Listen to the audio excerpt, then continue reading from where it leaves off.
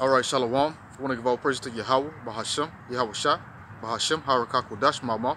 Double honors to the elders of GMS. Salutations to the sincere Akim pushing this truth and sincerity around the four corners of this earth. I'm the Karab Ban Yasharala, coming out of the Lions Den camp. And I'll be coming out with a little quick hit lesson. Without further ado, we'll get right into it. This is Proverbs chapter 11, verse 25. It says, "The liberal soul shall be made fat, and he that watereth shall be watered himself also himself." The liberal soul, somebody that's liberal, is somebody that is giving. The liberal soul will be made fat. You take it as you will be made fat in this truth. You give the truth liberally. You give it willfully. You give it without limit. You yourself shall be made fat. And if you water the people that are already in this truth, you yourself shall be watered also. In order to grow and increase in the words of Yahweh Bashem Yahushua, in his knowledge, wisdom, and understanding. Proverbs chapter 12, verse 11.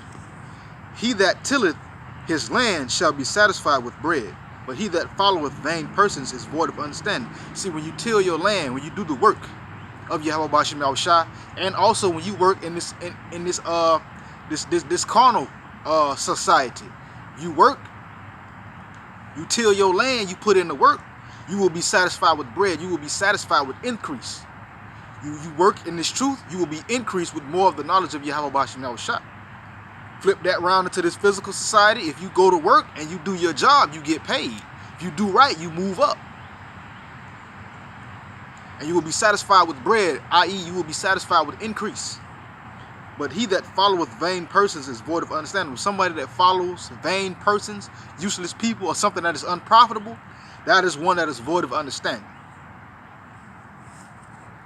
Verse 14 of Proverbs chapter 12.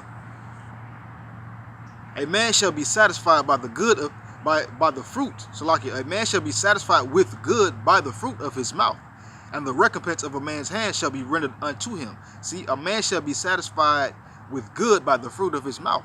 The fruit of your mouth. What's the fruit of your mouth? Things that you speak. If you speak good, or you speak these words of Yahweh Bashem Yahushua, you will be satisfied with good. You will be that will be the satisfaction of the fruit of your mouth. You will benefit from that.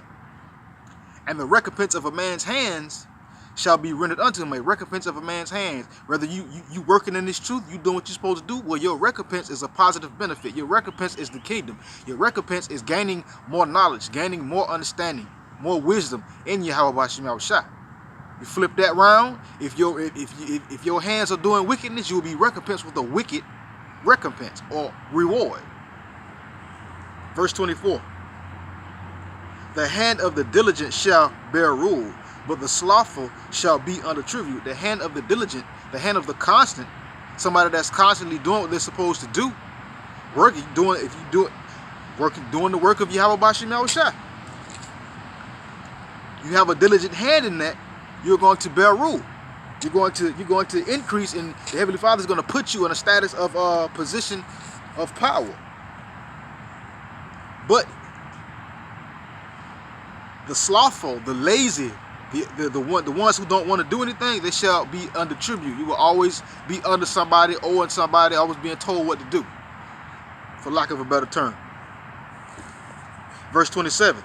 "A slothful man roasteth not that which he took in hunting." See, a slothful man, a lazy man, is not going to put in the work and or benefit from the things which he took in hunting, which he took in from doing the work.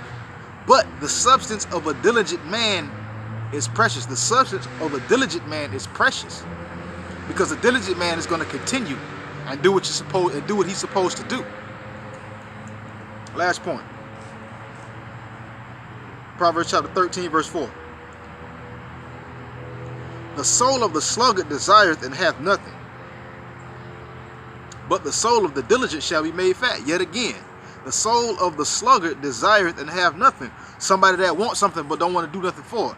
I.e. this wisdom. You want the wisdom, the knowledge, the understanding of Yahweh Bashem Yahushua, but you don't want to do nothing for it. Well, that's a sluggard. You want the wisdom, you want the understanding, but you don't want to study. You don't want to do the work. You're going to desire and have nothing. That also applies to this life that we live in. You go to work, you don't want to work, you don't eat. But you go and not working, not want to work, is going to cause you to not to eat, and you're going to be in desire. You're going to always want things.